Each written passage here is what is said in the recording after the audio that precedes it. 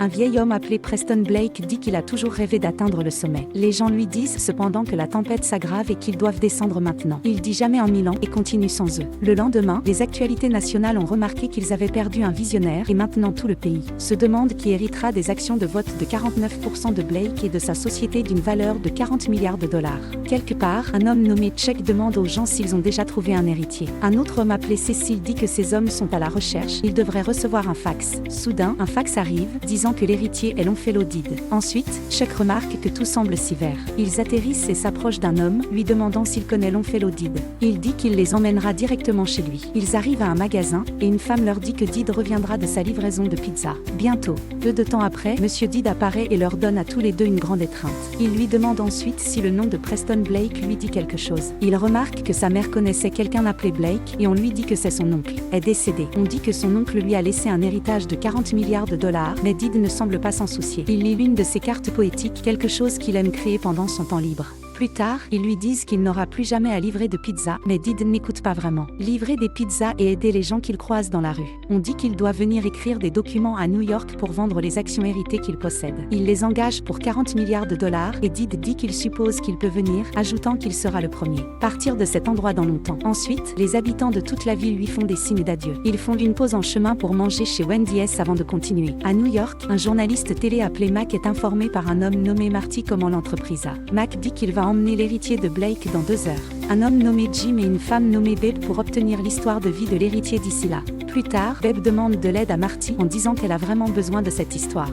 Quand Did commence à parler au pilote, Chuck dit à Cécile que ce gars est parfait, que c'est fondamentalement garanti que cet idiot leur remettra pratiquement l'entreprise. Soudainement, Did commence à chanter Space Oddity de David Bowie et les pilotes se joignent à lui. Le chant, et puis soudainement, Cécile se joint aussi. Chuck leur crie en colère d'arrêter et Did le qualifie de rabat-joie. Ils arrivent à la tour de l'entreprise et Cécile lui dit qu'il est maintenant le célibataire le plus convoité. Mais Did dit qu'il ne veut pas rencontrer une fille juste parce qu'il est riche, racontant une histoire comment son père a sauvé sa mère alors qu'elle tombait à travers la glace en patinant, en disant qu'il aimerait rencontrer une fille de la même manière.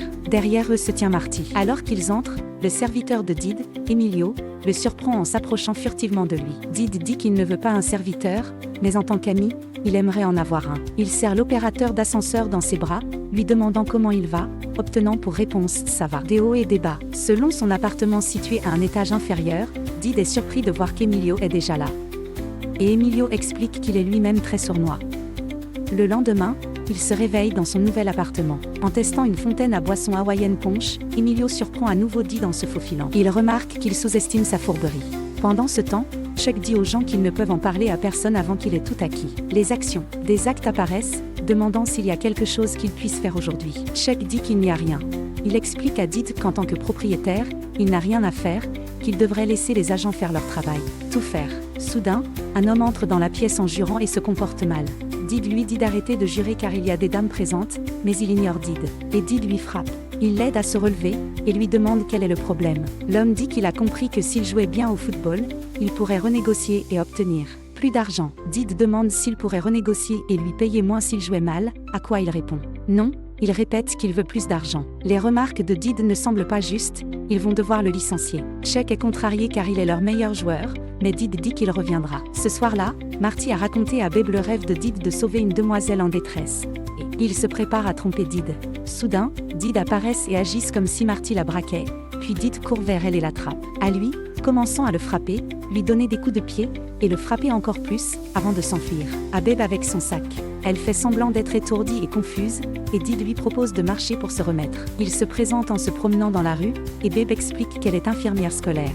Did trouve cela charmant, la trouvant gentille, et lui demande si elle aimerait dîner avec lui. Did lui raconte son histoire de vie et comment il livre des pizzas et écrit des cartes poétiques. Un serveur apparaît, et Did dit qu'il a vu ce couple fêter leur anniversaire, demandant si il pourrait leur donner ses 20 000 dollars en cadeau, mais ne pas leur dire que c'était d'eux. Ensuite, un certain monsieur Simmons invite Did à leur table, et Did les serre tous dans ses bras. Curieux, il demande un peu à son sujet, et Babe révèle que Did fait de jolies cartes poétiques. Il lui demande d'en partager un, et Did en raconte un qu'il a fait pour la fête des mères. Le poème est un peu loufoque, et les gens commencent à rire, tous sauf Babe.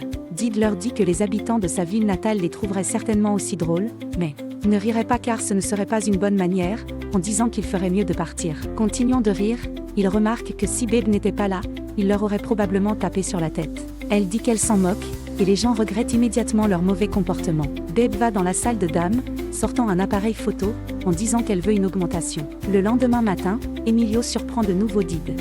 Did demande comment il s'est retrouvé dans ses pyjamas, et Emilio lui dit qu'il l'a changé, en disant qu'il était très doux. Chuck apparaît, montrant à Did qu'il est à la télévision, comment il s'est comporté de manière imprudente la nuit dernière. Chuck lui dit que cela crée une mauvaise image de l'entreprise. Did le serre dans ses bras, en lui disant que c'est aussi grave. Emilio dit qu'il va appeler sa limousine car ils vont aux funérailles de Blake aujourd'hui. Pendant que Did va chercher son costume, Chuck dit à Emilio que dès que le crétin Monsieur Did vend ses actions, il dégage avec son gros cul portoricain. Emilio s'approche discrètement en disant qu'il vient d'Espagne. Plus tard dans l'église, un homme tenant un discours sur Blake fait des rimes, et Did dit cela. L'homme peut faire fortune avec des cartes poétiques. Enfin, Did partage un poème qu'il a écrit, que certains trouvent un peu enfantin et d'autres. Pensez, c'est bien. Pendant ce temps, Babe parle à son patron et elle mentionne qu'elle le revoit aujourd'hui à 4 heures. Premier ministre. Plus tard, Emilio remarque qu'il a aimé son discours lors des funérailles. Did demande à Emilio de lui parler un peu de son oncle, et Emilio commence à lui raconter des histoires. Comment Blake était comme un père pour lui, ayant travaillé pendant 30 ans. Emilio partage qu'il n'a jamais connu son père, et sa mère est décédée en lui donnant naissance. Il dit à Did qu'il ferait mieux de le laisser finir son petit déjeuner, et soudain, il a disparu. Plus tard, le joueur de football appelle, disant qu'il est désolé et qu'il est d'accord pour respecter ses conditions, et son père remercie Did d'avoir enseigné une leçon à son fils. En sortant, il tente de glisser sur l'escalier, mais atterrit en catastrophe. Il est surpris de trouver le journal personnel de son grand-oncle caché dans la table désormais détruite. Ensuite, il a payé 2 gars $20 000 chacun pour leur vélo, et lui et Babe ont passé une agréable soirée.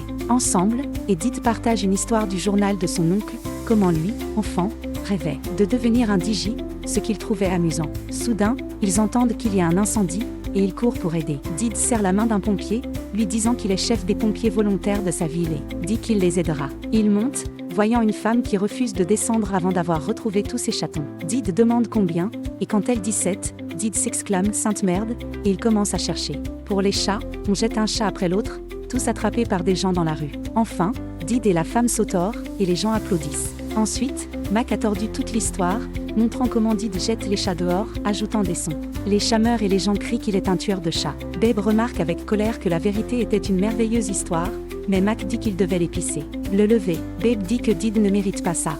Did échange des mets avec son personnel à la maison, qui gère son entreprise de pizza pour lui. Le lendemain, en jouant au tennis, Did dit à Chuck qu'il aimerait rester un peu plus longtemps. Il n'a pas encore vendu ses actions, en disant qu'il a trouvé cette fille. Chuck a peur et est distrait, se fait attraper par une balle à la gorge, et Cécile rit. Soudain, Chuck voit un message secret sur une balle de tennis pour une réunion. Sous la douche, Chuck voit Marty et lui demande qui il est. Marty lui dit que cette fille Did fréquente, qui est infirmière scolaire, n'est pas vraiment une école. Infirmière. Ensuite, Chuck rencontre Mac. Ce soir-là, alors que Babe et Did ont passé une excellente journée, Babe commence à essayer d'expliquer que elle est vraiment une productrice d'actualité, mais elle n'arrive pas à le révéler. Did lui donne une carte avec un charmant poème, exprimant qu'il est amoureux d'elle. Elle lui donne un baiser, mais lui dit qu'elle est désolée, ce qu'il ne comprend pas. Alors qu'elle entre dans son appartement, Did lui souhaite une bonne nuit et rentre chez lui en criant « M New York ». Le lendemain matin, Babe dit à Mac qu'elle est amoureuse de Did, affirmant qu'elle lui dira tout, et dire qu'elle va démissionner. Ce soir-là,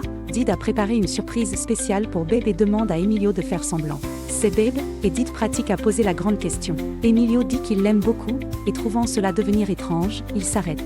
Soudainement, Chuck et Cécile apparaissent et lui souhaitent bonne chance pour sa grande soirée. Chuck demande s'ils sont susceptibles de recevoir des mauvaises surprises, et Did répond qu'il ne pense pas car il n'a rien fait récemment. Chuck remarque qu'il se demande quelle émission ils diffusent lorsqu'ils ne peuvent pas parler de lui, en demandant à le type, qui est Marty, doit mettre sur Channel 8. Aux informations, Mac révèle soudainement que la fille qui est tombée amoureuse de Did est une journaliste. Producteur.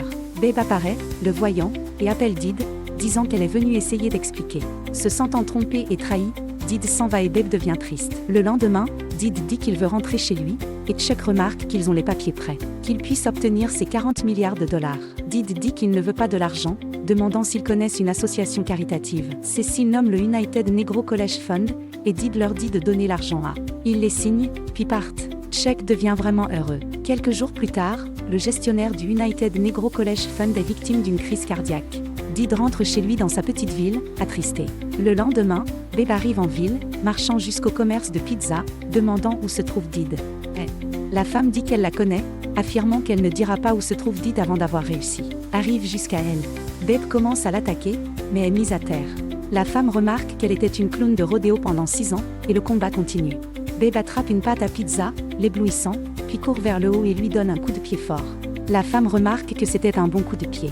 Quelque part dans la forêt, Dee délivre une pizza à un homme que la ville surnomme Crazy Eyes. Les yeux fous lui disent de ne pas s'inquiéter de ce qui s'est passé, que le temps guérit toutes les choses, sauf ses yeux. Dee le remercie, mais il dit qu'il ne lui parlait pas, mais à cet écureuil. Cependant, il ajoute qu'il est désolé de ce que ce type Chuck a fait à l'entreprise de son oncle. Déchirer et licencier tous ces gentilles personnes. Dee demande où il a entendu ça, et Crazy Eyes dit qu'il regarde la chaîne du marché boursier. Tout le temps, que Chuck puisse embobiner tout le monde, sauf lui. Soudain, Babe tombe à travers la glace et se met à crier à l'aide.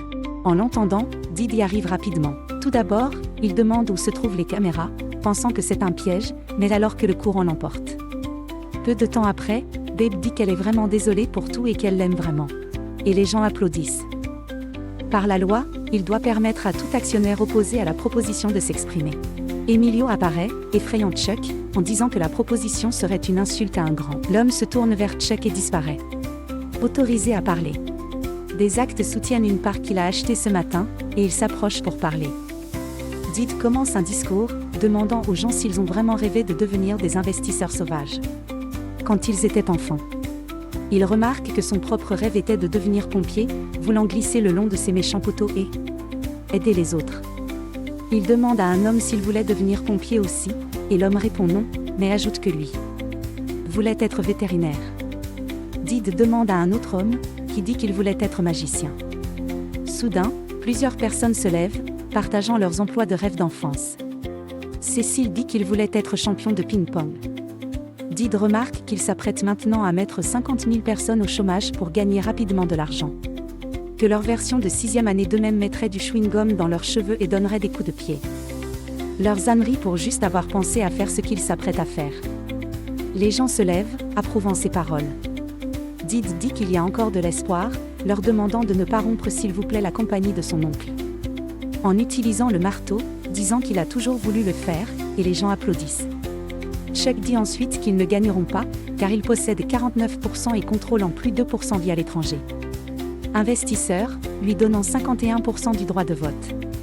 Alors qu'il s'apprête à voter pour sa proposition, Babe arrive en hurlant « Stop ». Elle court vers Dee en lui disant qu'elle est désolée, mais qu'elle lui a volé le journal de Blake.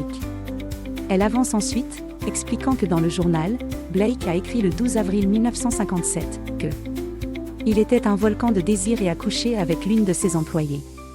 Elle montre au public le carnet de médias de Blake, indiquant qui dans son personnel a travaillé chaque jour.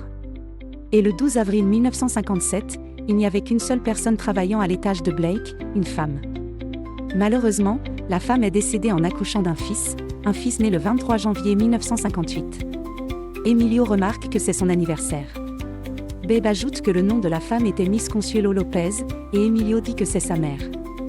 Chuck a peur, et Babe annonce que l'héritier légitime des actions de 40 milliards de dollars.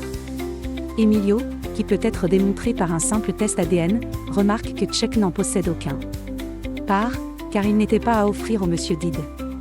Chuck dit que ce sont toutes des mensonges, et apparemment en téléportant jusqu'au podium, Emilio dit à Chuck. Il est renvoyé. Babe parle à Dee, présente des excuses sincères pour ce qu'elle a fait, et se tiendrait prête à passer le reste de sa vie à lui demander une seconde chance, car elle l'aime. Dee l'embrasse en disant « Rentrons à la maison ». Emilio licencie plusieurs personnes, mais laisse Cécile rester. Il remercie ensuite Dee et Babe pour leur bel esprit et leur recherche. Dee dit que tout ce qu'il veut, c'est son amitié, mais alors Emilio dit « Et $1 milliard ? » Et Dee commente « D'accord ». Peu de temps après, Dee est heureux car une entreprise a acheté l'une de ses cartes, celle qu'il a écrite pour Babe, et elle est heureuse pour lui. Partout dans le pays, les gens lisent ses cartes. Quelque part, cristallin.